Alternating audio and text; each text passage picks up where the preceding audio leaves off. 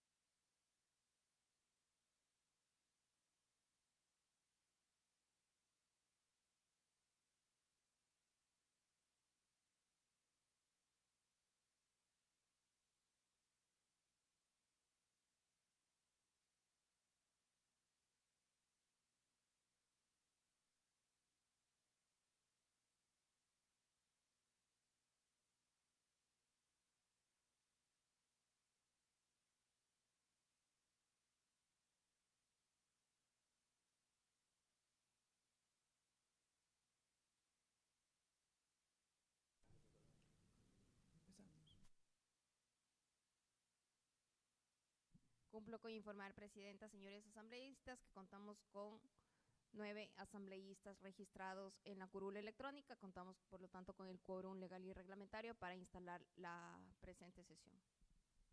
Muchas gracias. Por favor, señorita secretaria, sírvase dar lectura de la convocatoria de la presente sesión y el orden del día. Con su autorización, presidenta, doy lectura a la convocatoria modificada a la sesión número 130-2025-2027. Por disposición del asambleísta Valentina Centeno Arteaga, presidenta de la Comisión Especializada Permanente de Desarrollo Económico Productivo y de la Microempresa, conforme lo dispuesto en los artículos 25, 27, numeral 1, 28 y 129 de la Ley Orgánica de la Función Legislativa, en concordancia con el numeral 1 y 2 del artículo 9 del Reglamento de las Comisiones Especializadas Permanentes y Ocasionales de la Asamblea Nacional. Por este medio se convoca a las señoras y señores asambleístas a la sesión número 130-2025-2027 a realizarse el jueves 12 de marzo de 2026 a las 16 horas, modalidad presencial, en el Salón Angela Merkel en la Universidad Tecnológica Ecotec, Campus Guayaquil, ubicada en la avenida Juan Tanca Marengo, para tratar el siguiente orden del día. 1. Dentro del tratamiento del proyecto de ley reformatoria a la ley de régimen tributario interno para incentivar la construcción de viviendas de interés social y reducir el déficit habitacional, calificada como urgente en materia económica de conformidad a lo establecido en el artículo 59 de la Ley Orgánica de la Función Legislativa, recibir a las siguientes autoridades: al ingeniero Roberto Luque, ministro de Infraestructura y Transporte; a la magíster Magíster Sarilla Moya, ministra de Economía y Finanzas, a la ingeniera Alexandra Navarrete Ricaurte, directora general del Servicio de Rentas Internas. Hasta aquí, presidenta, la convocatoria.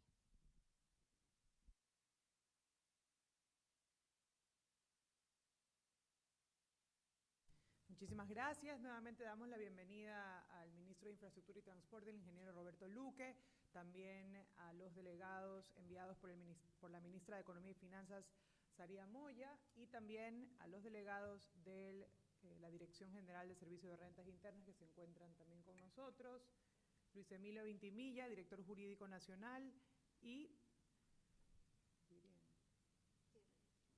Girley Yesenia Franco, coordinador zonal 8. Delegado del MEF, Sebastián Londoño, viceministro de Finanzas.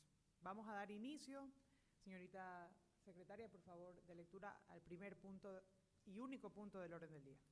Con su autorización, presidenta, el único punto del orden del día es dentro del tratamiento del proyecto de ley reformatoria a la ley de régimen tributario interno para incentivar la construcción de viviendas de interés social y reducir el déficit habitacional, calificado como urgente en materia económica de conformidad a lo establecido en el artículo 59 de la Ley Orgánica de la Función Legislativa. Recibir a las siguientes autoridades: al ingeniero Roberto Luque, ministro de Infraestructura y Transporte, que ya se encuentra con nosotros, a la magíster Sarilla Moya, ministra de Economía y Finanzas, quien ha delegado al señor Sebastián Londoño, viceministro de Finanzas, a la ingeniera Alexandra Navarrete Ricaurte, directora general del Servicio de Rentas Internas, que ha delegado al señor Luis Emilio Vintimilla, director nacional jurídico, y a la señora Girley Yesenia Franco, coordinadora zonal 8.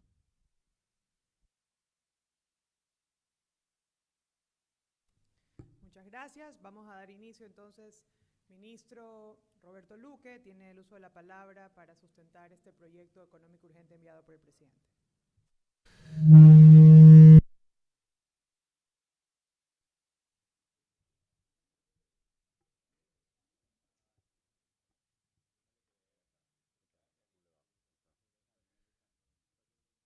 Muy buenas tardes, señoras asambleístas, señora presidenta de la Comisión de Desarrollo Económico, medios de comunicación y todos.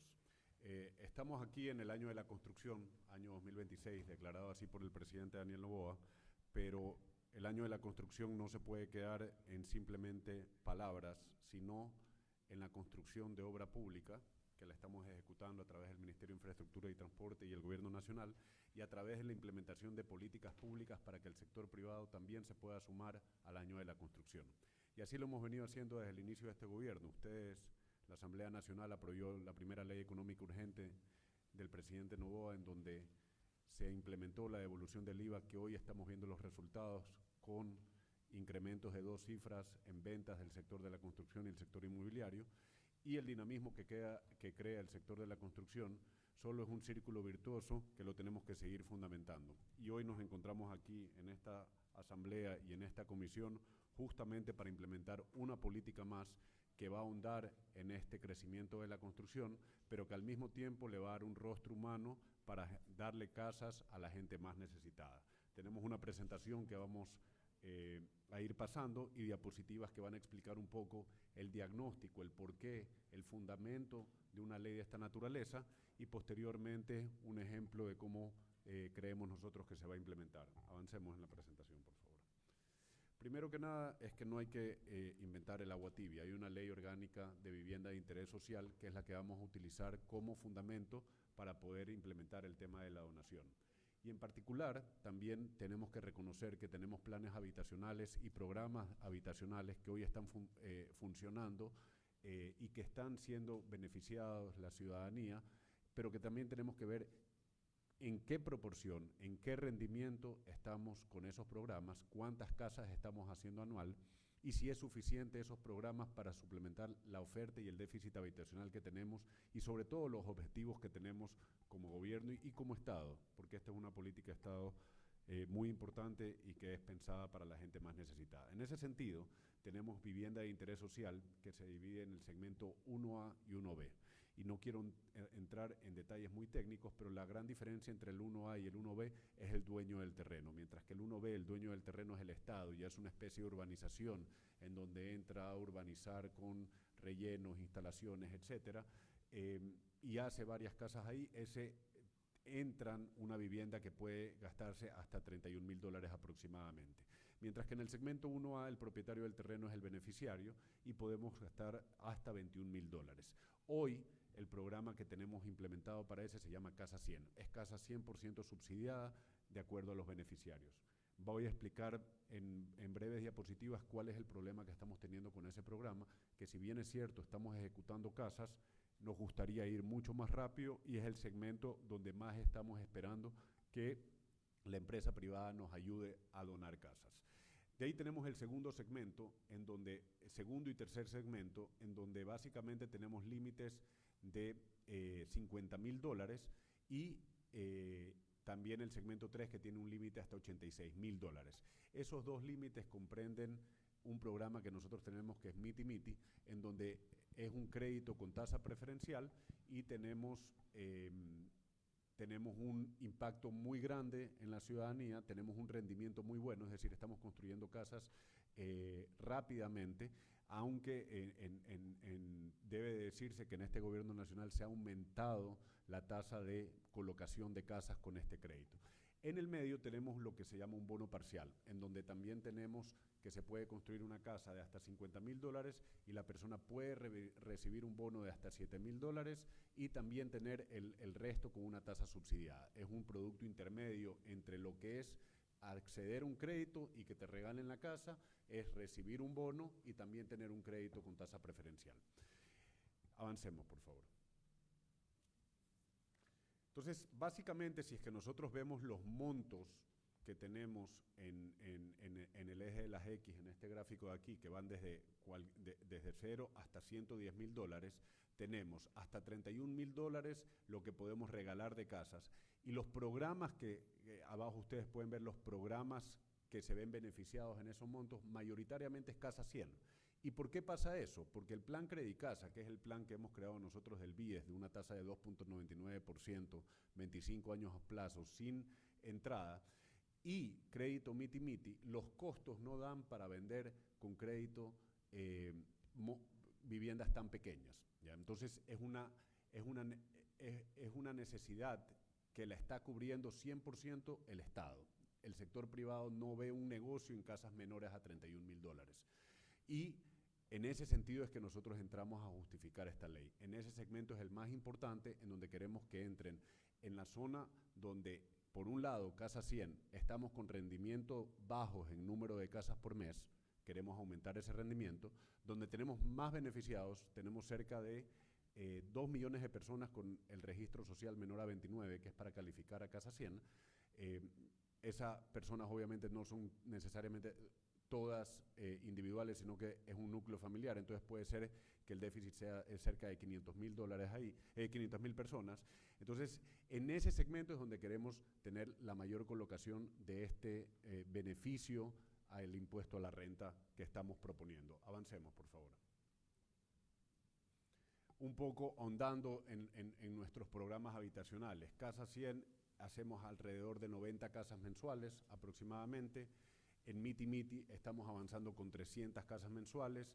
El BIES en los últimos 2 años ha ido a 500 casas mensuales menores a $84.000. ¿Cuál es el problema con el programa del BIES? Es que es gente afiliada y no necesariamente estamos atacando a gente de bajos ingresos ahí, sino cualquier persona que pudo haberse comprado una suite que cuesta menos de $84.000. Entonces esa cifra habría que reducirla para ver cuál es el verdadero impacto en vivienda nueva. Esa cifra, por lo tanto, puede resultar un poco engañosa en cuanto a su número en lo que a nosotros respecta, vivienda de interés social. Y avancemos, por favor. Una de las cosas importantísimas, esto es una fuente del Banco Central del 2022, es una distribución de los ingresos y el número de individuos. Esto es claramente de la gente que está afiliada, cuánto está ganando aproximadamente, pero el gráfico, lo único que les quiero mostrar, señoras asambleístas, es que en 1.500 para abajo, 1.500 para arriba, de 1.500 a $3.000 es un segmento de la población que es minoría. La mayoría está abajo de $1.200, $1.000 aproximadamente. Y esto, avancemos al siguiente gráfico, por favor. es muy importante porque nosotros aquí hemos atado en el eje de las Y cuáles son los ingresos familiares de las familias ecuatorianas y por otro lado cuál es el monto de la vivienda que nuestros programas están accediendo. Y ustedes ven que BIS y BIP, que son los puntos morados, está accediendo a cualquier cosa entre $3.000 y aproximadamente $800, pero mayoritariamente cercano a los $3.000 de ingresos familiares, ¿ya? En Credicasa, que es un plan nuevo, no lo tenemos mapeado todavía en data dura porque el programa recién empezó, pero estamos apuntando a casas de menos de $65.000 e ingresos bajos también, casa nueva. Entonces vamos a apuntar a ese sector. Y en Casa 100 tenemos viviendas menores a $30.000, ingresos muy bajos, ¿ya? Estamos hablando quizás mucho menor que los $500, aunque pudiera ser gente mayor, siempre y cuando esté en el registro social. El requisito aquí es registro social menor a 29. Entonces, Casa 100 está apuntando a la gente de más escasos recursos.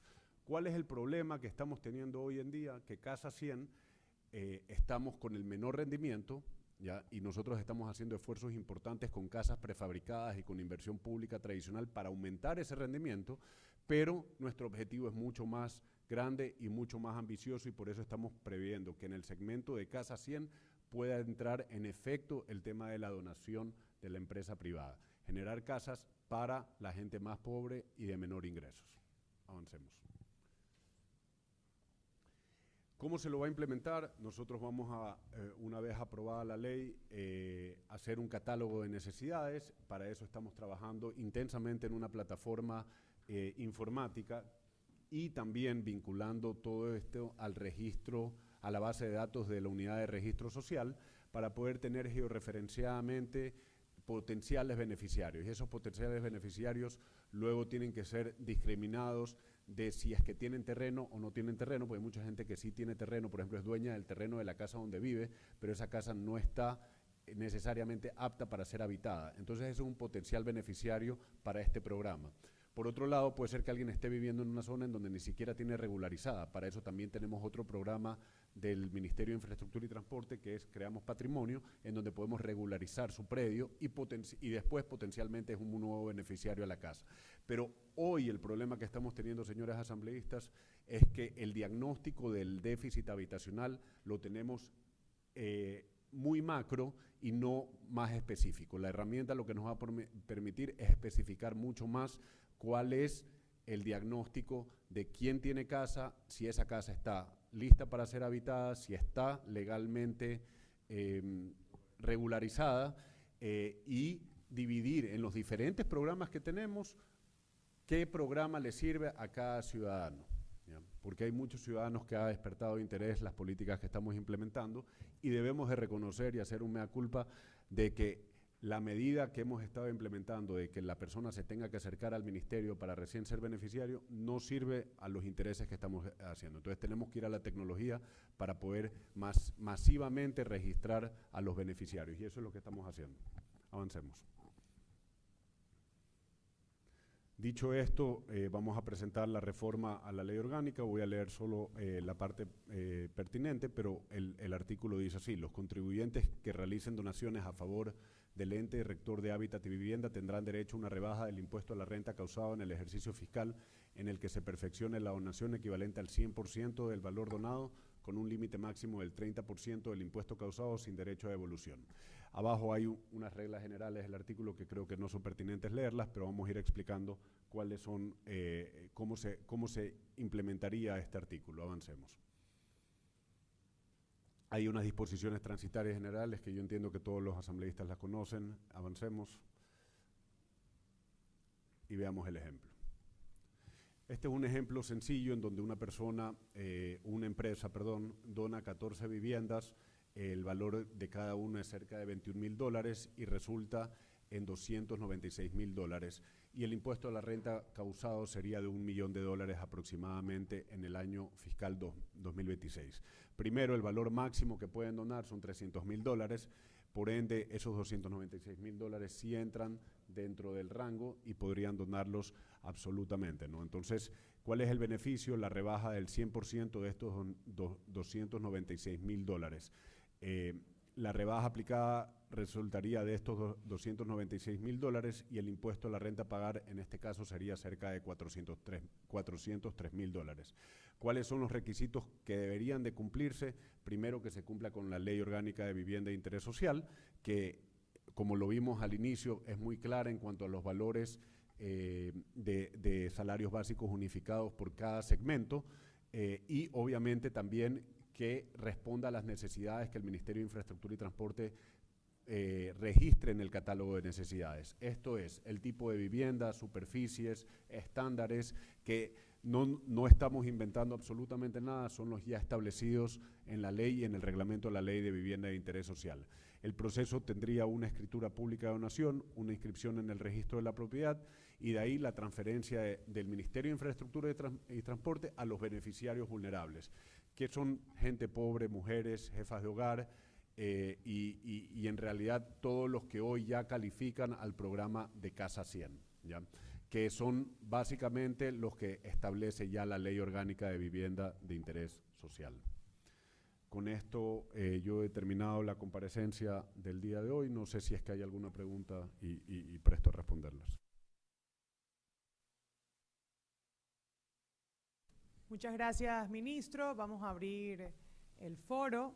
Agradecemos también la presencia de los asambleístas que se han unido también a la sesión. Asambleísta Jorge Chamba, Sergio Peña, bienvenidos. Vamos a abrir el foro de preguntas. Iniciamos con los miembros de la comisión. Primero, si no tienen alguna duda. Sí, tiene la palabra el asambleísta Diego Franco.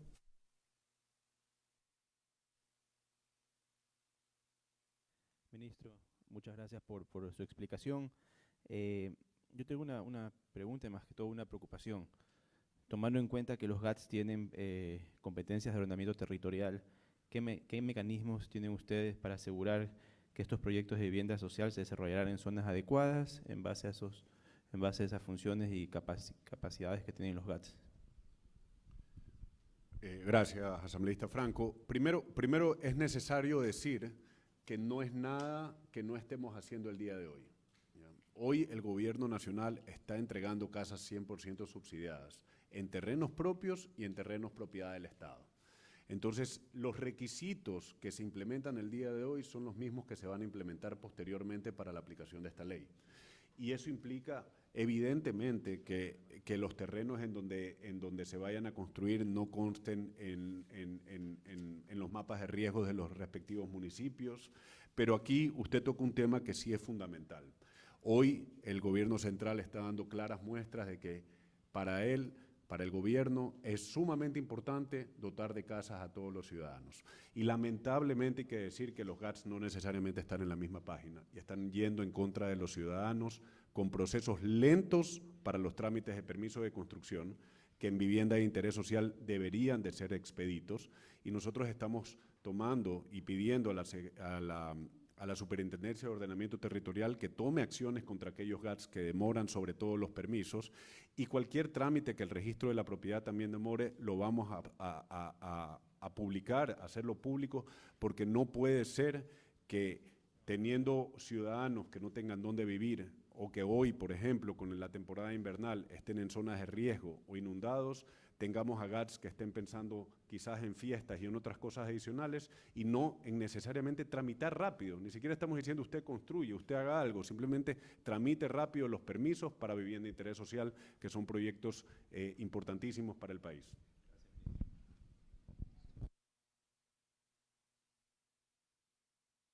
Muchas gracias. Tiene la palabra el asambleísta Sergio Peña.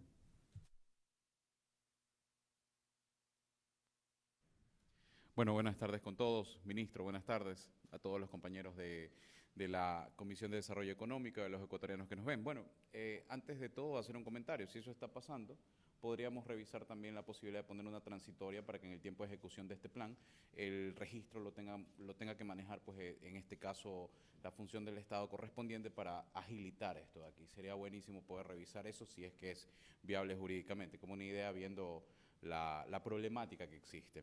Ahora, dentro de este proyecto sería interesante revisar también, más que preguntas, un comentario, si podríamos ver la posibilidad de que este beneficio, cuando llegue al límite del 30%, si tú quieres seguir donando, se puede extender al siguiente año. ¿Para qué? Para darle agilidad, en este caso, a la construcción o a la buena voluntad que puede existir al inicio de este plan. Entonces, ese era un comentario que puede ser una propuesta que podemos revisar y que el ministro tal vez la pueda analizar también para compartir con la gente del SRI y que tal vez veamos esa propuesta para que sea masivo el tema, pues, ¿no? Eso, muchas gracias, señora presidenta. Sí, el tema, yo creo que eso compete más al Servicio de Rentas Internas. Hoy lo importante es que si es que muchas empresas donan hasta el 30% del impuesto a la renta, nosotros vamos a tener un impacto significativo en el número de colocaciones, número de casas mensuales que estamos entregando, y el objetivo es ese justamente. Si es que es más, pues en buena hora. Yo tengo una duda, ministro. El día de ayer estábamos conversando con el secretario jurídico de Presidencia y nos comentaba que la fundamentación de esta norma como económica urgente se da también por la afectación del invierno, de las lluvias, de las inundaciones, del desborde de los ríos y toda esta afectación que se está generando a las viviendas en el Ecuador. Incluso citábamos que solo en lo que va de este año existen más de 23.000 familias que de alguna u otra forma se han visto afectadas sus viviendas por las fuertes lluvias. Incluso un pronóstico de un fenómeno del super niño que se pronostica para este año, como hemos visto en las noticias. ¿Qué pasa en aquellas familias que quizás ya tienen una vivienda, pero esta vivienda no se encuentra en condiciones adecuadas o se ha visto afectada por el tema climático? ¿Pueden también ser beneficiarias de casas? Muy válida la pregunta y valga la pregunta que me está haciendo como para refrescar un poco qué es lo que ha ocurrido en años anteriores en este caso. Y pongamos el ejemplo de lo que ocurrió en Piñas y mi solidaridad también con toda la gente del Oro y de toda la zona sur del país que con las afectaciones de las lluvias pues, y también los ríos y varias otras zonas del país están pasándola mal. En ese sentido, por ejemplo, cuando vemos nosotros que hay afectaciones y pérdidas de casa o una zona es declarada en emergencia, automáticamente pueden ser calificados bajo ciertos criterios o requisitos muy laxos beneficiarios de Casa 100. Es así que, por ejemplo, el proyecto que estamos haciendo en Piñas de 100 casas responde a la emergencia del año pasado, en donde básicamente muchos ciudadanos perdieron su casa. Aquellos que eran dueños de su casa presentan el registro y con eso son automáticamente beneficiarios de Casa 100. Y eso evidentemente va en línea a lo que usted está diciendo. Tenemos casos en donde evidentemente tenemos casas y viviendas que están ubicadas en zonas de riesgos con permisos que eventualmente fueron entregados por municipios y obviamente eso es una situación precaria en donde se viven y justamente el programa apunta a que pueda ser beneficiada la gente que vive en zonas de riesgos también. Muchas gracias. Tenemos algunos asambleístas en virtualidad que han pedido la palabra. Perdón. Continuamos con el asambleísta Diego Salas.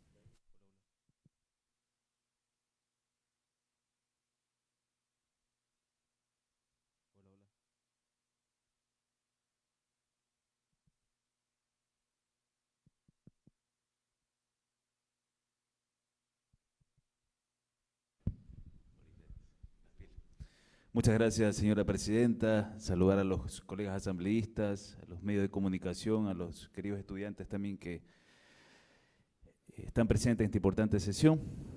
Especialmente al señor ministro, gracias por estar aquí, por su importante exposición, muy clara. Tengo algunas inquietudes, señor ministro. ¿Cuántas viviendas adicionales realmente nuevas y no simplemente reetiquetadas espera generar este incentivo?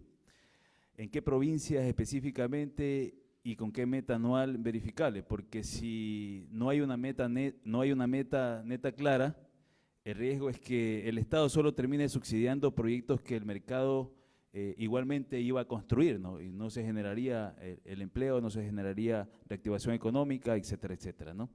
Adicional a eso, señor ministro, si la Constitución manda también a mejorar la vivienda precaria, y si el déficit es mucho más fuerte en los territorios más vulnerables, ¿cómo va a garantizar el Ministerio que el catálogo anual de necesidades no se convierta en una lista funcional a donde es más rentable construir en vez de donde más necesita la gente?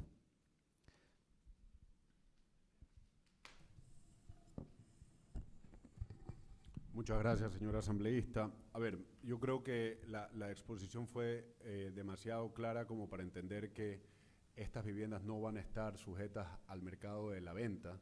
Entonces, justamente el problema que estamos teniendo en el segmento 2 y 3, en donde el ciudadano sí compra con una tasa preferencial y con un subsidio del Estado su casa, y que está funcionando bastante bien tanto en la acogida que hay de parte de los ciudadanos como en el rendimiento, y en rendimiento me refiero al número de viviendas por mes que estamos ejecutando, que hemos aumentado bastante y queremos aumentarlo mucho más. Esto está mucho más enfocado al ciudadano que no puede comprar su casa, ¿ya? Y obviamente ahí lo que nosotros vamos a hacer, que es en ese catálogo de necesidades, ponerlo georreferenciadamente para que el contribuyente que quiera aplicar esto de aquí decida dónde pueda construir, sujeto evidentemente a una coordinación con el ministerio para que no haya duplicación de esfuerzos entre más contribuyentes. ¿Qué es lo que nosotros esperamos obtener de esta manera?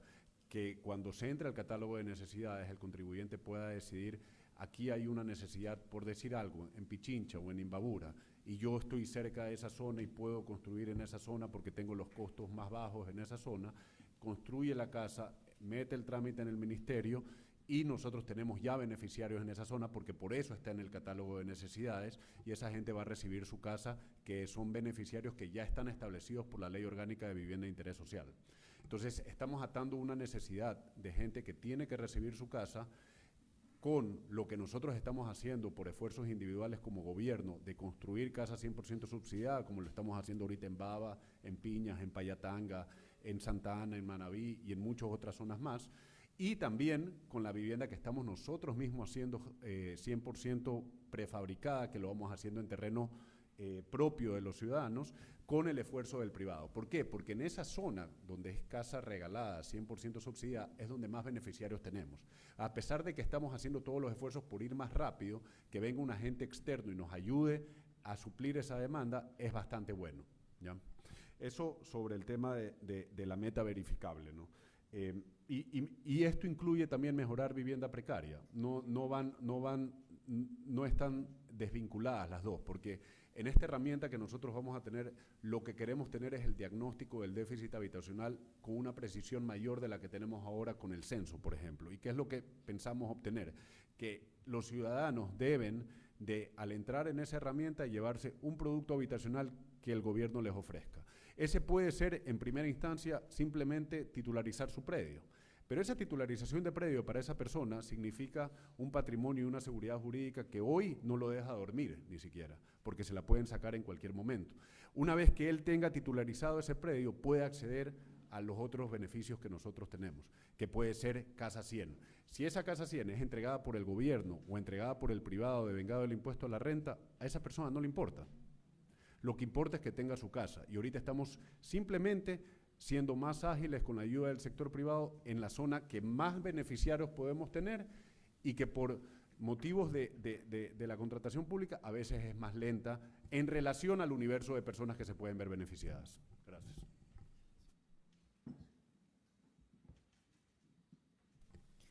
Seguimos, muchas gracias. Seguimos con el asambleísta Alex Morán.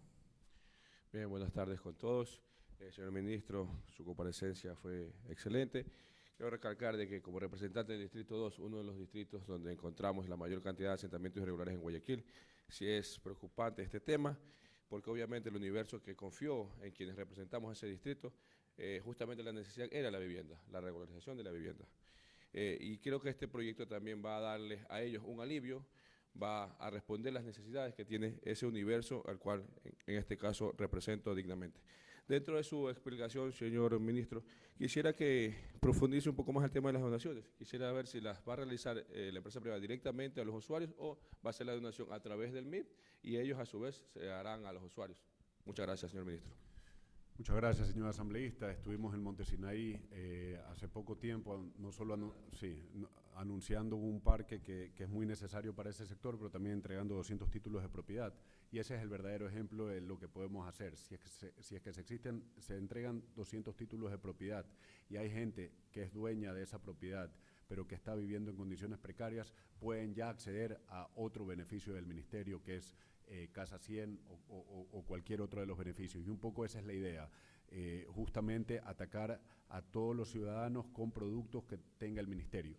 Y ojo, puede llegar a pasar de que haciendo este diagnóstico que queremos hacer, tengamos que crear nuevos productos y estamos dispuestos a hacerlo. Pero hoy estamos haciendo algo que es sumamente importante, que es atacar a la gente que son mayoría, que tienen menos ingresos, que están debajo del registro social de 29, que es la zona más vulnerable, que por ende son beneficiarios potenciales de Casa 100, y ampliando la cantidad de casas que podemos hacer junto al sector privado y también aumentando la cantidad de las que nosotros mismos podemos hacer. Respondiendo a su pregunta, nosotros lo que vamos a hacer es tener la lista de beneficiarios, porque la ley ya establece cómo se los elige y ya sabemos dónde están localizados, dónde están ubicados, dónde viven. Entonces, en ese sentido, el único trabajo nuestro va a ser el de decir dónde se tienen que entregar esas viviendas, y una vez que se evalúa la vivienda que se está entregando de acuerdo a los estándares que ya existen en la ley, nosotros hacemos un match entre esa vivienda y el beneficiario en esa zona y se entregan.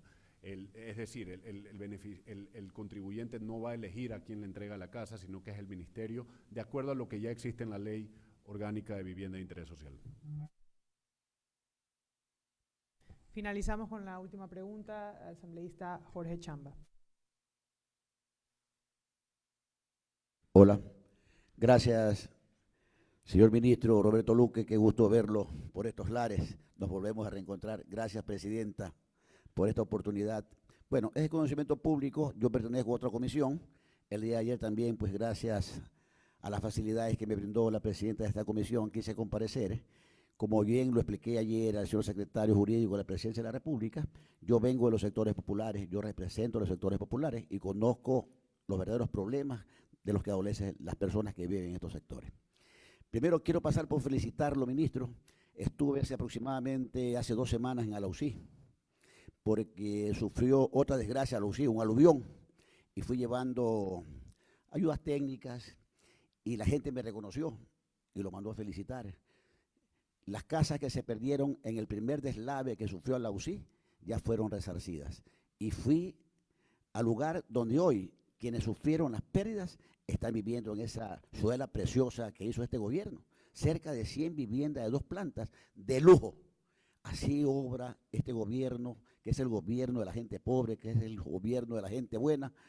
Y mis felicitaciones también al presidente Daniel Noboa Sin por esta obra maravillosa en Alausí, que poca gente lo sabe. El presidente trabaja así, pero es de mucho actuar. De la misma manera también el señor alcalde me habló acerca de la competencia del tren turístico que usted le entregó ya, y lo felicito. Esa tarea la venía peleando yo cuando estuve en el otro lado de la acera. Casi peleábamos todos los días con el ministro. Gracias a Dios hoy estoy en el mismo equipo, ¿no? Qué alivio. Bueno, felicitarlo. El día de ayer hice una pregunta y me sostengo en la misma. Igual que mi colega de bancada hoy, nosotros recorremos los sectores populares, ministro. Y la gente que vive en estos sectores, que son sectores pauperizados, de Monte Sinaí, de la entrada profunda, del Guayaquil profundo olvidado, de la entrada de la 8 hacia el fondo, ¿no? Donde queda la cooperativa Renaldo Quiñones, Funde el Triunfo, Soe de Dios, La Carolina, Carita de Dios, Los Quemados, Las Pirámides, Chongón, Chongoncito, Limón, Limoncito. Son gente de casa de caña. Pero el 80%, ministro, viven en terrenos irregulares, son posesionarios ilegales, pero tienen más de 10 años la posesión. De acuerdo a la ley de régimen municipal, ellos ya deberían estar en una etapa de legalización. Desgraciadamente, los gobiernos seccionales se olvidan de esta gente pobre y se dedican solamente a trabajar en los sectores donde se ve la obra, por ejemplo, como aquí, los puentes a desnivel. Pero allá falta la acera, bordillo, falta el agua potable, faltan los servicios básicos, porque no tienen escritura. O sea, los gobiernos seccionales se han despreocupado. Mi pregunta es, igual que la que le hice ayer al señor Herrería, al doctor Herrería, que de qué manera el gobierno, señor ministro, y usted que tiene conocimientos plenos, vamos a ayudar a mis hermanos pobres de los sectores populares que son posesionarios ilegales. ¿Tienen opción también ellos a esta ayuda social que presta el gobierno? Esa es mi pregunta, presidente. Muchas gracias, presidenta. Gracias, señor ministro. Gracias, asambleísta Chamba. Como usted sabe, y lo acabo de decir, nosotros hemos estado en Monte Sinaí, tenemos brigadas en Monte Sinaí. Estuvimos entregando 200 títulos de propiedad. La mayoría de los beneficiarios habían esperado 9, 8, 7, 10 años para recibirlos, pero eso no es suficiente. Realmente tenemos mucho trabajo por hacer y nosotros hemos dispuesto como ministerio que se desarrollen brigadas. Pues más allá de las brigadas que podamos hacer en uno u otro sector, ahorita estamos hablando en Monte Sinaí, pero a nivel país esto ocurre, esto es un problema y por eso nosotros estamos esperando que esta plataforma pueda acceder, aparte de las brigadas, a diagnosticar finalmente en todo el país qué es lo que puede estar sucediendo. Porque hay mucha gente que hoy tiene el problema de la legalización del predio. Ese es su primer problema. Una vez legalizado el predio, tiene una casa que no es apta para habitar y ahí puede entrar a otro potencial beneficio que es el de Casa 100. Entonces, ese seguimiento a los posibles beneficios que podemos tener son los que tenemos que implementar y acelerar. Por ejemplo, tenemos planeado como Ministerio de Infraestructura Ministerio de Infraestructura y Transporte hacer un plan de ahorros también, que lo tiene el sector privado muchas veces, porque ¿qué es lo que sucede con el segmento 2 y 3 que estamos viendo en Casa Miti Miti y Credicasa? Que hay una morosidad que existe. Entonces, ese plan de ahorros va a poder a que la gente pueda seguir pagando su cuota mensual, que ya de por sí es baja, por justamente la tasa preferencial que hemos colocado y hemos metido 500 millones de dólares nosotros como gobierno nacional al crédito Miti Miti, aparte de lo de Credicasa, pero hay ciertos programas que estamos implementando para que esto sea sostenible en el tiempo y que sea más ágil y de mayor volumen, que es lo que queremos hacer y es el objetivo del presidente Noboa. En definitiva, yo entiendo lo de Guayaquil y los sectores populares de Guayaquil y estamos haciendo brigadas para diagnosticar y para poder darle beneficios a todos aquellos ciudadanos que o le falta titularización de predios y después puede querer obtener su casa, o los que ya tienen su predio y quieren obtener su casa.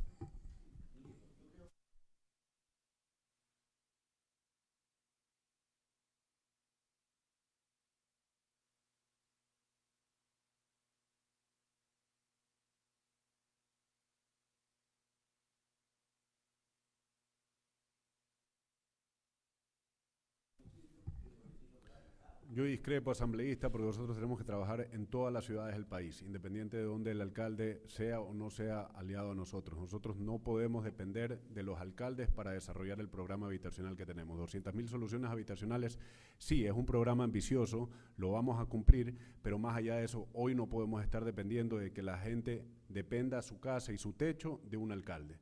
Si los alcaldes se suman, en buena hora, pero si no, tendremos que pelearnos con ellos. Muchísimas gracias. Le agradecemos al ministro de Infraestructura y Transporte, ingeniero Roberto Luque, por su comparecencia, por responder a cada una de las preguntas. Con eso damos por concluida la intervención del ministro y de verdad muchísimas gracias por estar aquí con todo su equipo.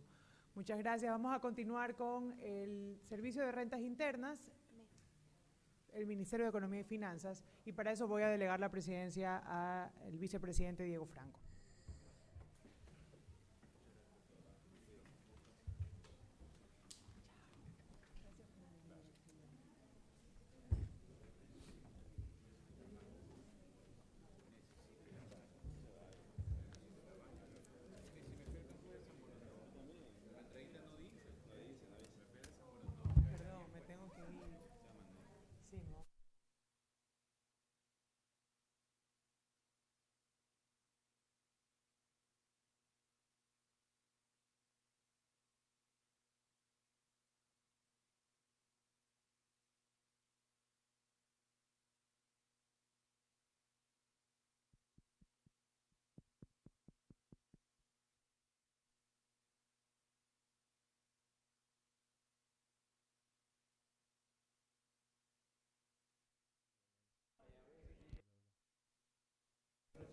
Hola.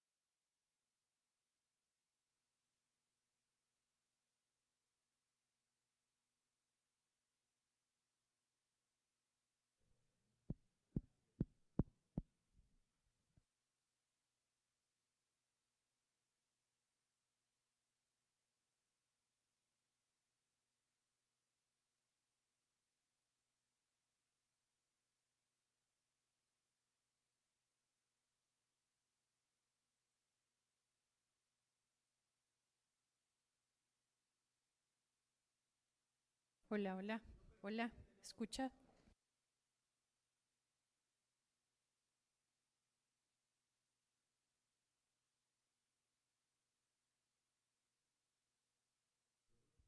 Hola, hola, ¿se escucha?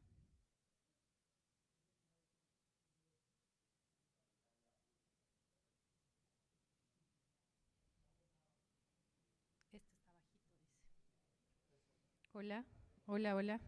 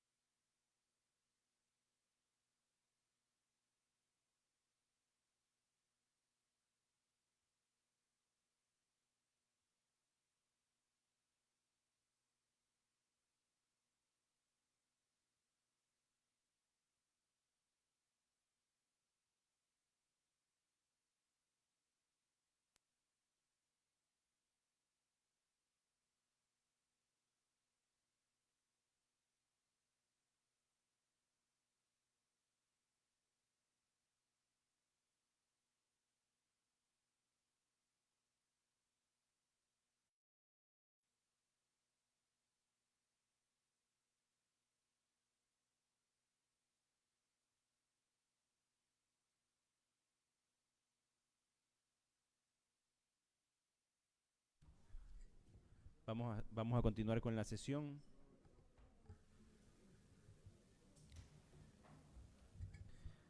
Señorita secretaria, por favor, informe a la comisión si podemos continuar. Señor presidente, cumplo con informar que se encuentran conectados a través de la plataforma Zoom el asambleísta Alejandro Lara, el asambleísta Michelle Mancheno, el asambleísta Mabel Méndez. Vamos a darle la palabra al señor Sebastián Londoño, el viceministro de Finanzas.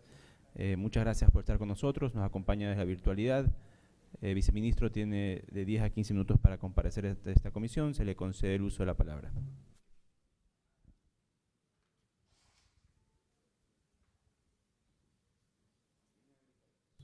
Sí, por favor, podemos darle paso al micrófono, creo que lo tiene. Gracias.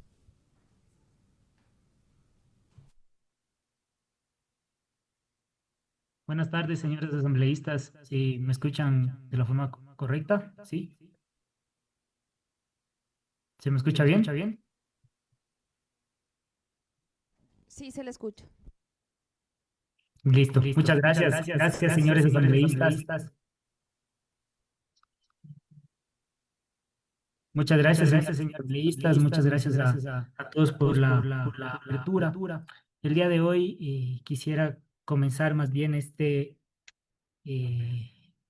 tema vinculado básicamente a que este proyecto, el proyecto de ley enviado a la Asamblea Nacional, busca básicamente articular al sector público y al sector privado. Creo que esa es una de las líneas más importantes sobre las cuales deberíamos vincular la línea sobre la cual va a ir girando en torno el proyecto de ley, porque uno de los problemas que se aqueja o que tenemos actualmente es justamente el acceso a vivienda digna. No se trata de hablar únicamente del sector de la construcción, sino que se trata de hablar hacia puntales mucho más allá, que son puntales sociales y son puntales vinculados al bienestar, a la estabilidad familiar y justamente también al desarrollo económico. A modo de resumen, me gustaría mencionar que la propuesta de reforma de ley de régimen tributario busca incorporar básicamente un incentivo tributario que promueva la donación de vivienda de interés nacional, de interés social. El objetivo básicamente es justamente con lo que empecé la intervención, es movilizar esta inversión privada hacia soluciones habitacionales, hacia el sector social y contribuir así a reducir el déficit que existe actualmente en el país. La vivienda digna, y si nosotros lo analizamos desde un contexto social, no es solamente una política social, y eso también creo que tenemos que definirlo y tenemos que analizarlo, sino también es una política económica que al final del día siempre va a buscar generar empleo, inversión y estabilidad social. Ahora, a modo de resumen y sobre la base legal, creo que este proyecto de ley tiene que tornarse no como una iniciativa que es aislada, sino que se fundamenta también en los principios constitucionales de responsabilidad fiscal y sostenibilidad económica. La Constitución, en el artículo 286, dispone básicamente que las finanzas públicas deben gestionarse con sostenibilidad, responsabilidad y con transparencia. A su vez, el Código Orgánico de Planificación y Finanzas Públicas determina justamente que este sistema de finanzas públicas debe garantizar en todo tiempo y en todo momento estabilidad, consistencia fiscal y todo bajo una rectoría que es básicamente a través del Ministerio de Economía y Finanzas. Es decir, sobre el antecedente legal, este proyecto no atiende una necesidad, no solo atiende una necesidad social, sino que también respeta plenamente el marco de responsabilidad fiscal que tenemos como Estado. Ahora, ¿cuál es el objetivo de este proyecto? La propuesta busca básicamente incentivar activamente al sector privado bajo distintas líneas y bajo distintas aristas. Al final del día estamos en un marco de consolidación fiscal y el sector público no necesariamente tiene todos los recursos para replantear en todo momento cada una de las necesidades sociales. Y es ahí donde interviene también básicamente la importancia del sector privado para analizar justamente este déficit habitacional y el déficit en vivienda que existe actualmente. Eh, Al final del día, el objetivo también que existe dentro del proyecto es que exista una corresponsabilidad entre el Estado, el sector público y también la sociedad, y es justamente hacia los ciudadanos que tiene que ir definida la política pública. Ahora, dentro de las líneas técnicas y el incentivo que puede existir también para el sector privado, se incorpora básicamente una reducción o una rebaja al impuesto a la renta equivalente al 100% del valor de la donación de viviendas de interés social. Este beneficio tiene un límite. Este límite se basa en un 30% del impuesto causado y no genera una devolución per se. Su vigencia también es importante mencionarla. Comúnmente lo que se hace cuando nosotros tenemos incentivos tributarios, los incentivos van a lo largo del tiempo. Este incentivo tributario es un incentivo de mediano plazo y es temporal. Al final del día va a tener una evaluación de 4 años y eso también per se es muy bueno porque es ir definiendo la política económica y la política fiscal hacia líneas de evaluación también temporal. Ahora, ¿cuál es la relevancia justamente de la problemática y las soluciones que existen a través del sector privado? Si le puede pasar, por favor. Creo que uno de los puntos importantes es que la construcción, cuando la vemos desde el planteamiento económico, no es solo un sector económico, es uno de los principales motores que se vinculan al desarrollo y al empleo en el país. El sector básicamente de la construcción tuvo un crecimiento interanual del 6,2% en el tercer trimestre de 2025, que esto ya denota una mejoría significativa con relación al año anterior. Y a su vez, su contribución al Producto Interno Bruto, como lo vemos en la gráfica, lo posiciona como una de las industrias más relevantes del Ecuador. Están dentro de las 7 industrias más relevantes y con mayor importancia para el crecimiento económico y para la dinámica económica en general. Podemos pasarle, por favor. Ahora, hay muchas expectativas detrás de cada uno de los inversionistas y cómo uno puede ver la línea del sector privado y hacia dónde también va la dinámica productiva y la dinámica económica. Entonces hay un índice que se llama básicamente el índice de expectativas de la economía. Y aquí nosotros podemos ver en esta gráfica que a pesar de que existen muchos y grandes desafíos económicos, que es parte de una dinámica de economía en desarrollo, el sector sigue manteniendo confianza y a su vez muestra recuperación. Y esto es bueno, esto es una señal importante, porque al final del día, si hay dinámica productiva, hay crecimiento, hay desarrollo y sobre ello uno puede fundamentar una política pública que vaya alineada al crecimiento, pero no a cualquier tipo de crecimiento. Y creo que esta es una de las líneas también más importantes de esta propuesta de política, porque el crecimiento uno tiene que irlo viendo en función de hacia dónde quieres crecer y cómo quieres crecer. Y creo que esta es una línea de crecimiento inclusivo, porque busca que el sector privado invierta, a través de ello se generen distintas dinámicas y sobre ello tengas crecimiento, tengas empleo y al final del día los réditos se van a ver en el desarrollo del país. Con lo que quiero cerrar tal vez con esta diapositiva es que existe confianza en el sector, y eso es muy bueno, y esta confianza que existe se puede convertir en inversión y en empleo. Podemos pasarle, por favor. Ahora, cuando nosotros analizamos justamente el empleo en el sector, que es una de las líneas más importantes, el sector de la construcción impulsa a través justamente de la construcción de viviendas per se la generación de empleo. Y esto es clave. Al final del día, cuando hay empleo, hay desarrollo y hay dinámica. Impulsar el empleo formal y las oportunidades que existen siempre en líneas económicas va a ser clave. El sector aproximadamente, y para darlo en líneas muy generales, genera aproximadamente 560.000 plazas de empleo de forma directa e indirecta. Entonces ahí siempre tenemos que analizar al sector de la construcción desde una cadena. Existen siempre encadenamientos productivos y desde lo más mínimo, desde lo más remoto, es importante porque justamente este tipo de sectores es un dinamizador y es un impulsador también del crecimiento económico. Entre 2024 y 2025 se registraron un aumento aproximado de 43.000 plazas de empleo, lo cual también es propositivo, y esto genera un incremento de cerca del 8%. Además, un dato que me gustaría compartir con ustedes: por cada 25 metros de construcción se genera un empleo durante 18 meses. Entonces, uno tiene que ir vinculando justo las líneas en función de cómo va la producción, en función de cómo se maneja la industria y cómo el sector de la construcción puede ir generando empleo y encadenamientos productivos. ¿Podemos pasarle, porfa? Aquí quizás unos datos importantes. Sabemos que el sector de construcción tiene tarifa de IVA diferenciado, que también es uno de los mecanismos. Dentro de todo esto, el Estado ecuatoriano cumple con la devolución del impuesto al valor agregado dentro del sector. A su vez, existen otras líneas importantes y es justamente hacia los proyectos y dinámicas que uno tiene que ir analizando en función de cómo va la inversión también pública.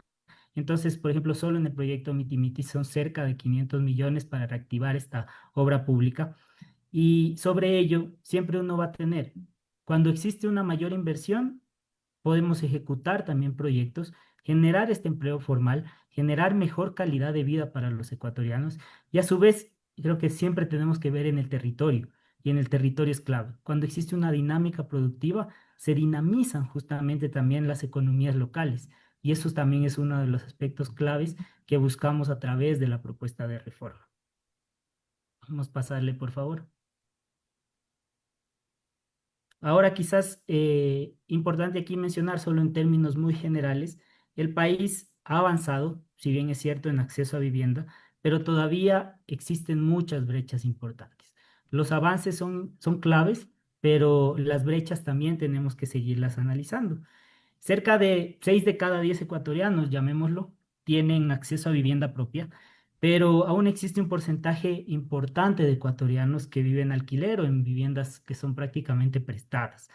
Además, persisten siempre estas brechas de servicios básicos, especialmente en agua potable y alcantarillado.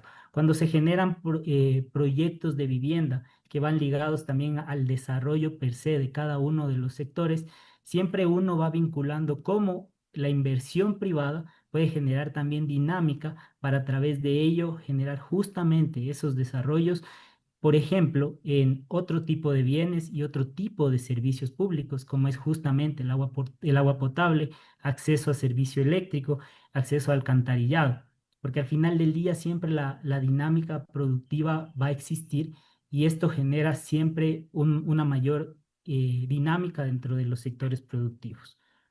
¿Podemos pasarle, porfa? Quizás aquí es uno de los puntos más claves y el porqué también del proyecto. El déficit habitacional en Ecuador supera actualmente las 700.000 viviendas. La propuesta de ley al final del día busca ampliar la vivienda de interés social y avanzar hacia cerca de unas 200.000 soluciones habitacionales. Este proyecto no pretende resolver todo el problema, pero sí convertirse en una herramienta concreta para avanzar. Con esto, señoras, señores asambleístas, quizás solo quisiera mencionar para finalizar, este proyecto busca alinear 3 objetivos fundamentales. 1, siempre la línea de responsabilidad fiscal. 2, la dinamización que existe justamente dentro de la economía. Y 3, el acceso que necesita nuestra gente. Al final del día es lo más importante cuando uno desarrolla política pública, que exista un acceso también a vivienda digna por parte de los ciudadanos y que el sector privado sea un motor que genere justamente esa inversión, con un incentivo que básicamente es temporal, que es controlado, que al final del día va a ser focalizado y podemos movilizar a este sector privado a contribuir en el déficit habitacional y a generar empleo en el país. Con esto, señores asambleístas, estoy abierto a cualquier duda o a cualquier consulta. Muchísimas gracias, viceministro. En este momento vamos a abrir la sesión para que los asambleístas, miembros de la comisión y también los invitados puedan hacer uso de la palabra. ¿Algún asambleísta, miembro de la comisión? ¿Sí? Vamos a iniciar con el asambleísta Diego Salas.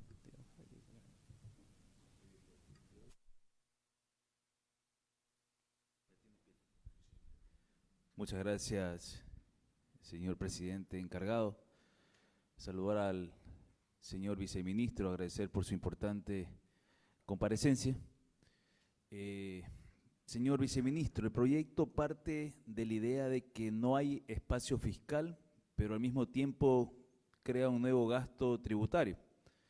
Entonces, ¿cuánto le costará al Estado esta rebaja entre el 2026 y 2029? ¿Cuál será el techo anual y por qué este mecanismo sería más eficiente que poner esos mismos recursos en subsidios directos, mejoramiento de vivienda o financiamiento social, cuando en el 2024 la ejecución de incentivos de la vivienda y resentamientos fue de aproximadamente 43.74 millones?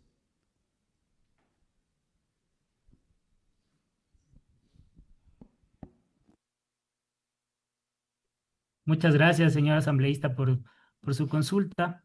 Quizás de forma resumida, el análisis de impacto recaudatorio que viene a partir de justamente los informes vinculados por parte de la Administración Tributaria y el Ministerio de Economía y Finanzas, per se en un inicio uno no puede determinar cuánto se puede prever de impacto tributario, porque las donaciones, como sabemos, van a ser voluntarias y depende de las decisiones individuales de los contribuyentes. Ahora bien, la dinámica sobre la cual uno podría percibir cómo la política fiscal podría incidir justamente dentro de la parte económica, tenemos dos visiones claras. Una es justamente a través de una política de ingresos o incentivos básicamente tributarios, o la otra es justamente incentivos a través del gasto. Tenemos estos dos métodos. Ahora, el proyecto de ley al final del día busca sobre la base de los ingresos. Va a haber un techo definido con un espacio fiscal, justamente siempre en el marco de la responsabilidad y la corresponsabilidad que tenemos con nuestra ciudadanía también de llevar política pública y política fiscal sana. Creo que dentro de los marcos fiscales uno tiene que entender que existen espacios y sobre ellos nosotros también tenemos que recibir justamente los recursos. El techo se analizará posterior a la aprobación per se del proyecto de ley, pero siempre existirá ese espacio importante sobre cómo la política pública uno puede irla definiendo y hacia qué objetivos quiere llegar. Creo que el proyecto de ley busca llegar hacia la vivienda digna, hacia la sociedad que por ahora no tiene ese acceso. Y más allá que siempre hablamos de la parte fiscal, tenemos que llegar a un punto de equilibrio y a un punto intermedio entre la política fiscal, la política social y la dinámica productiva y la dinámica económica. Al final del día, puede ser que esos beneficios no necesariamente se vean de forma inmediata dentro de un ingreso e impuesto a la renta, porque tienen justamente la deducción las empresas que realicen la donación, pero al tener dinámica productiva vamos a tener generación de empleo, por ende vamos a tener impuestos y eso se va a ver reflejado en una reactivación productiva y por ende también en las cuentas fiscales que van a tener per se mayores ingresos. Es como un círculo que al final del día uno ve la dinámica sobre la cual podría uno entender que la economía funciona no solo bajo una dinámica de ingresos y gastos en la parte fiscal, sino en un círculo virtuoso que busca siempre generar desarrollo. Y creo que el sector de la construcción al final del día es un dinamizador.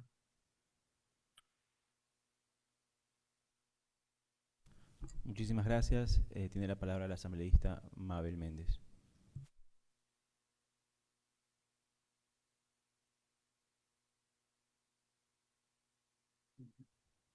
¿Me escuchan? Perfecto, asambleísta. Buenas tardes con todas y todos los presentes. Quisiera realizar las siguientes preguntas al viceministro de Finanzas.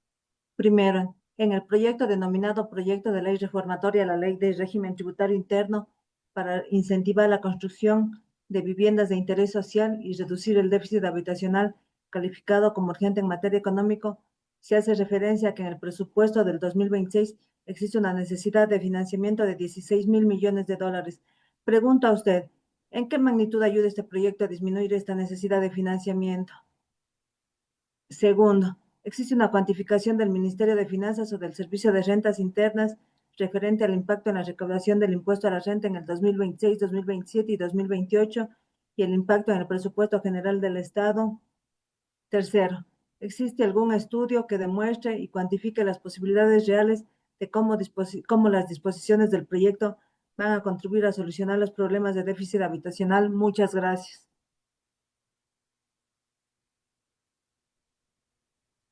Muchas gracias, asambleísta Méndez, por su consulta. A ver, el tema siempre de las fuentes de financiamiento hay que verlo quizás desde una perspectiva dinámica. Al final del día, nosotros estamos acostumbrados a ver el presupuesto general del Estado desde una visión muy estática. Y esto puede ir variando y puede ir cambiando en el tiempo. Cuando hagan la inversión, digamos, voy a plantear el periodo cero. Digamos que el periodo cero es el año 2026, donde se aprueba la ley. Cuando exista justamente esta aprobación de la ley, lo que va a pasar con las empresas, digamos, yo soy una empresa, hago una inversión, la deducción de impuesto a la renta va a ser justamente posterior a la declaración. Entonces, esto lo vamos a percibir ya en el 2027. Entonces, afectación directa a los ingresos sobre el 2026 no van a existir. Entonces, las fuentes de financiamiento no serían modificadas. Es la misma, es lo mismo. Ahora, el impacto sobre el presupuesto general del Estado, ahí justamente entra la misma duda que tenía el asambleísta Méndez. Y sobre ello, sí, uno podría ir calculando distintos tipos de impactos recaudatorios, pero no se podía prever. O sea, por ahora, per se, no se puede prever cuál va a ser el impacto tributario, porque no sabemos las donaciones. Las donaciones al final del día son donaciones por parte del sector privado. Estamos en una economía dinámica y de decisiones. Entonces, la decisión que tome el sector privado a través de su propia voluntad para hacer este tipo de inversiones sociales y que se reduzcan dentro del impacto de impuesto a la renta, va a ser exclusivamente de una decisión individual. Es la decisión individual que tiene en este caso el contribuyente. El contribuyente puede decidir si lo hace o no lo hace. Y el estudio técnico de las posibilidades reales es justamente lo que le comento. Van a haber decisiones dentro de los actores económicos que cada uno va a decir es conveniente, es de mi interés y sobre ello yo podría invertir y también de la capacidad social que tenga cada una de las empresas, porque al final del día el sector privado sabe que también tiene una responsabilidad social y eso ya es otra forma de gobernabilidad también dentro del sector privado. Entonces, ese tipo de decisiones son interesantes y es justamente esta iniciativa que plantea modificar los contextos y algo que quiero rescatar nuevamente. Es un beneficio que es temporal. Al final del día, nosotros, la política pública es dinámica, tenemos que seguirla evaluando y creo que es de las pocas veces que se pone una meta de mediano plazo y sobre ello después se evalúa justamente la evaluación de ese gasto tributario. Eso también es importante recalcarlo.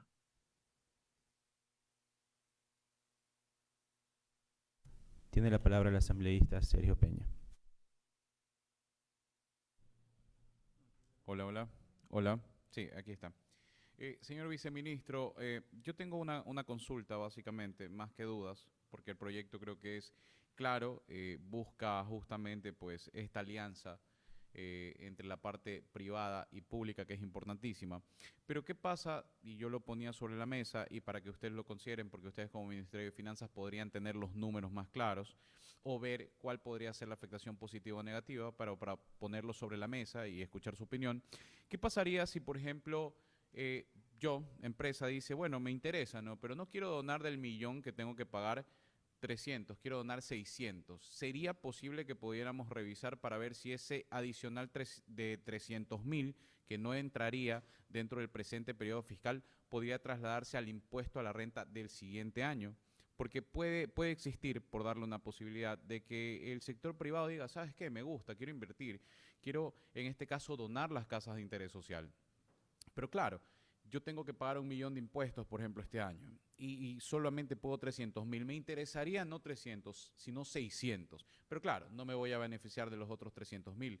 Podría ser una opción a revisar que esos 300.000 adicionales que no entrarían para este año, según el límite que estamos poniendo, podrían entrar para el siguiente. Creo que sería una forma de incentivar a quienes se animen en este momento a realmente pues donar estas casas, ayudar en este caso a la proyección de reducir el déficit habitacional del gobierno y de nosotros como asambleístas que tenemos, animarse a hacer pues una donación mucho más alta. Tal vez ustedes puedan conocer los números o me gustaría ver su opinión, a ver si es posible que también lo revisemos aquí. Gracias.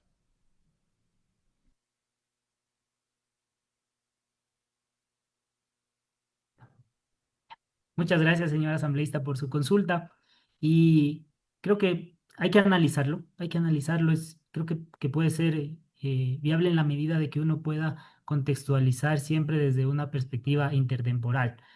Pueden haber empresas que digan, sí, la dinámica, yo estoy con una solvencia financiera y en este año podría hacer un esfuerzo adicional y me gustaría contribuir justamente con este proyecto, no solo como un proyecto privado, sino como un proyecto país, no verlo desde la parte pública o la parte privada, sino bajo una línea también de desarrollo social. Entonces, habría que ver en números posibilidades de impacto. Pese a ello, al final del día creo que las empresas también van manejando su dinámica intertemporal. Habría que contextualizarlo justamente con el sector privado, cómo ve la dinámica, tal vez cómo interpreta este tipo de propuestas y al final del día podría ser viable en la medida de que siempre va a tener un techo del 30% en un año y que el próximo año va a tener otro techo del mismo 30%, entonces generaría una sola inversión. Creo que es una propuesta muy interesante, asambleísta, y vale la pena seguirla analizando y tenerla en la mesa para el debate.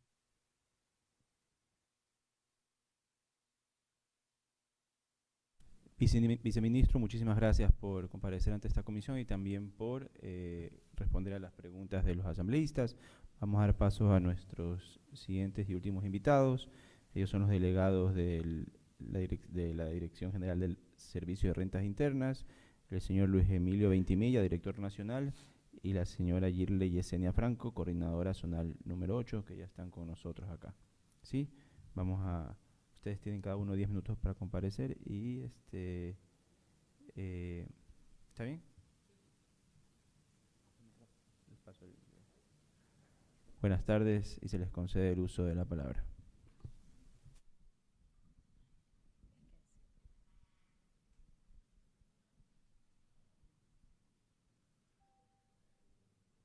Buenas tardes. Buenas tardes. Gracias, señor asambleísta, de esta comisión, y un saludo a todos los asambleístas de la comisión y a todos los presentes. Comparecemos a esta invitación, a esta sesión, como delegados de la máxima autoridad del Servicio de Rentas Internas, y en el ámbito de actuación de la Administración Tributaria estamos dispuestos también para conversar de este proyecto de ley sobre las dudas o las observaciones que requieran y que requieran que sean absueltas por parte de la Administración Tributaria, que es la entidad encargada de la aplicación, eventualmente de la aplicación de esta reforma y de este beneficio tributario.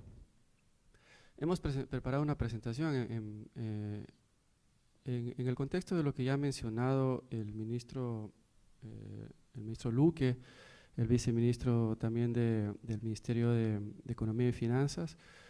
Este proyecto de ley se enmarca en el ejercicio estatal del cumplimiento de sus obligaciones establecidas en la Constitución, tanto en el artículo 30 de la Constitución, que reconoce el derecho a la vivienda para todos los ecuatorianos, asimismo en la directriz que establece la Constitución sobre la política tributaria, que debe orientarse a la generación de bienes y servicios y a la redistribución de la riqueza. Asimismo, bueno, este acceso o este derecho a la vivienda ha sido tratado también por la Corte Constitucional, quien ha señalado que en su dimensión constitucional se exige del Estado, se espera del Estado la facilitación del acceso a la vivienda. En ese sentido, este proyecto precisamente apunta hacia reducir el déficit de acceso a la vivienda, sobre todo para los sectores en condición más vulnerable, que están en la mayor necesidad de acceso a la vivienda digna y vivienda de interés social en particular. Dentro del proyecto de ley, bueno, digamos, es importante en este sentido tener la referencia del beneficio que actualmente ya existe en el ordenamiento jurídico y ya se aplica, como la donación, bueno, un beneficio similar que es la donación a las Fuerzas Armadas y Policía Nacional, que fue establecida en octubre del año pasado. Entonces, este proyecto de ley señala, no sé si podemos avanzar en la siguiente diapositiva, como resumen. Esto ya se lo señaló por quienes me precedieron en la palabra, que este proyecto de ley lo que establece es la posibilidad de acceder a una reducción del impuesto a la renta hasta el 30% del impuesto causado, siempre y cuando se perfeccione una donación de vivienda de interés social. Donación que, según lo planteado en la norma, se realiza desde el sector privado hacia el Ministerio de Vivienda, hacia el ente rector de la vivienda. Y a su vez, esta cartera de Estado es quien destina o quien finalmente dona estas viviendas a los beneficiarios según el plan de acceso que diseña el mismo ministerio. El proyecto establece que estas viviendas deberán cumplir con esta donación deberá cumplir con algunas exigencias, como las características de las viviendas y también con otros parámetros que podrá establecerse en normativa secundaria más adelante, como en el reglamento. Entonces, la particularidad de esta propuesta es que la donación se realiza ya sobre bienes inmuebles, sobre viviendas con ciertas características de interés social. Y hay algunas disposiciones que este proyecto también es importante destacarlas, porque se refieren al cumplimiento de precio mínimo de superficie construida, estándares de construcción, y también a la posibilidad de que este beneficio sea encauzado en el espacio presupuestario que fije el Ministerio de Economía y Finanzas. En este sentido, este gasto tributario tendría un control directo en el presupuesto por parte del ente rector de las finanzas públicas y podría de esa manera modularse en el mismo ejercicio fiscal. Asimismo, como ya se ha señalado, este beneficio que ayuda o que promueve la dinámica de las soluciones habitacionales de vivienda de interés social, permite que los donantes puedan beneficiarse de esta reducción hasta el 30% del impuesto a la renta causado, y solamente durante los ejercicios 2026 al 2029, que son 4 ejercicios fiscales continuos. En el 2026 es importante señalar que para el ejercicio 2026 también se dispone el efecto de esta reforma a través de una disposición en el mismo articulado del proyecto. Me parece que esas son todas las consideraciones en resumen del proyecto de ley, pero quisiera pasar a una última lámina que grafica ya el efecto del beneficio. En la siguiente lámina, por favor. Bueno, si se alcanza a apreciar ahí. Lo presentó, hubo también un ejemplo que para ilustrar el efecto de esta reforma que lo presentó el ministro, pero aquí solamente para tener una idea muy breve de cuál sería el efecto de este pago, digamos, este valor de la donación que finalmente se reduce del impuesto causado, el impuesto a la renta causado, En la primera columna podemos ver el ejemplo del efecto ya en la imputación del impuesto cuando no se ha realizado ninguna donación. Entonces hay un impuesto causado de $127.500, mientras que la siguiente, en la segunda columna, si bien el impuesto a la renta sigue siendo de $127.500, hay un valor de donación realizado de $25.000 que se resta del impuesto a la renta, con lo cual el saldo a pagar por parte del contribuyente es de $102.500. Así es como funcionaría el impuesto. Sobre esto también es importante considerar, porque también hubo una inquietud del asambleísta Peña, digamos, actualmente la norma y la técnica contable indican que si esta norma estuviese en vigencia hoy y la donación superase ese límite del 30% del impuesto a la renta causado, esa diferencia que excede ese límite debería registrarse como gasto deducible en el impuesto, gasto no deducible, perdón, en el impuesto a la renta. Entonces, bueno, en ese marco podría analizarse la posibilidad de que quizás ese exceso pudiese eventualmente ser afectado al impuesto a la renta de un ejercicio siguiente, ¿no? Pero eso es lo que habría que analizar, y obviamente ese proyecto está precisamente en esta comisión para el debate pertinente. Esa es, en resumen, la presentación que queríamos exponerles, y quedamos también abiertos a cualquier inquietud que puedan tener para solventarla. Muchas gracias.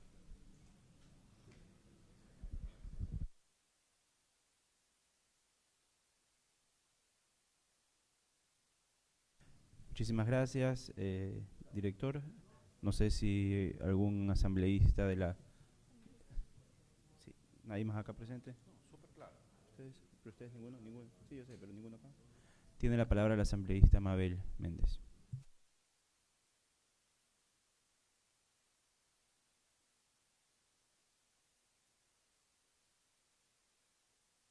Señor delegado del Servicio de Rentas Internas, al ser un proyecto similar a un anterior, quisiera preguntarle si existe información relacionada con las donaciones a la Policía Nacional y Fuerzas Armadas y su efecto en el impuesto a la renta. Gracias.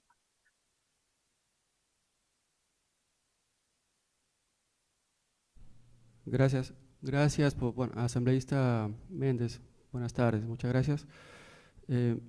Sí, como ustedes conocen, se implementó este mecanismo inicialmente, pero luego se retomó en la Ley para el Fortalecimiento de las Fuerzas Armadas y Policía Nacional, que fue publicada en el Registro Oficial en octubre del año anterior, del 2025. Entonces, en ese último trimestre sí hubo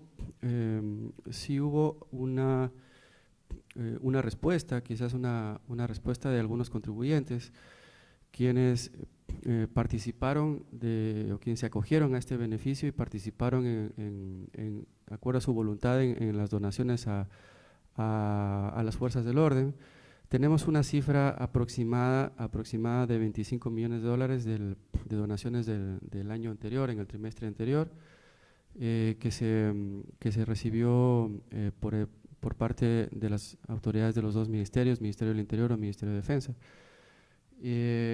Pero igual es importante señalar que estas cifras o este beneficio, este incentivo, está sujeto también a límites presupuestarios, ¿no?, que deberá establecerlos eventualmente el Ministerio, el ente rector de las finanzas públicas.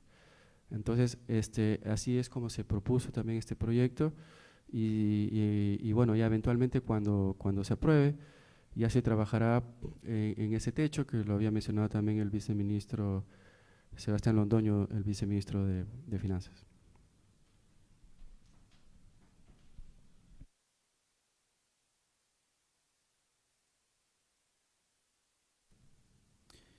Muchísimas gracias a los delegados del SRI y a todos los invitados del día de hoy. Señorita secretaria, por favor, informe si existen... Mil disculpas, asambleísta Chamba. No lo había notado.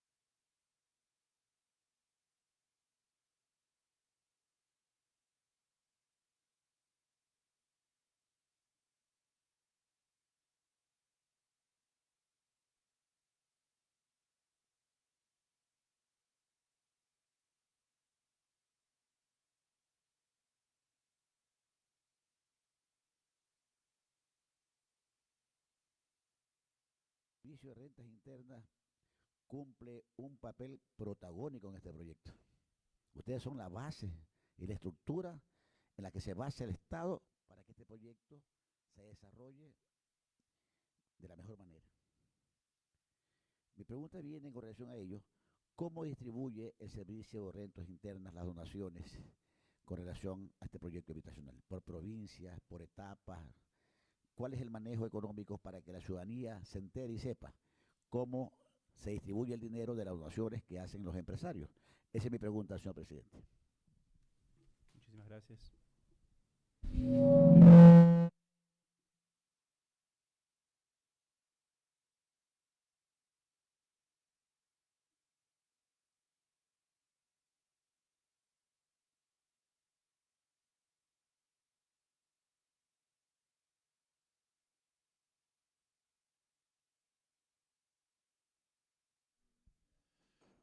Gracias. Sí. Jorge Chamba, sí. Bueno, el SRI es la administración tributaria. Nosotros tenemos como misión la gestión de todos los tributos internos del Estado, entre ellos el impuesto a la renta. Precisamente dentro del control del impuesto a la renta, es que también el SRI controla la aplicación correcta de la ley y la aplicación correcta de los beneficios y los incentivos, como en este caso el incentivo por donación de vivienda de interés social. Pero en el caso ya del destino de la recaudación o de la política de gasto o de redistribución, corresponde plenamente o enteramente al Ministerio de Economía y Finanzas. Entonces, la recaudación del impuesto a la renta, que se realiza por todas las vías establecidas en la ley y los mecanismos que el SRI habilita, se transfiere a la cuenta única del Tesoro como parte de la recaudación, entra al Tesoro, a las arcas del Estado, pero toda la política de gasto, de distribución, repito, ya corresponde al ente rector de las finanzas públicas, que es la entidad con competencia exclusiva para ello. Muchísimas gracias. Hola, hola. Ya me apagaron el micrófono, pero bueno. Hola, hola, hola. ¿Me escuchan? Señorita secretaria, por favor informe si existen más puntos a tratar en esta sesión.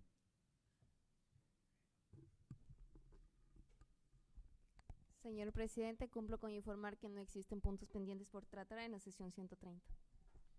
Damos por clausurada la sesión 130, agradeciéndole a todos y que tengan un excelente y bendecido resto de día.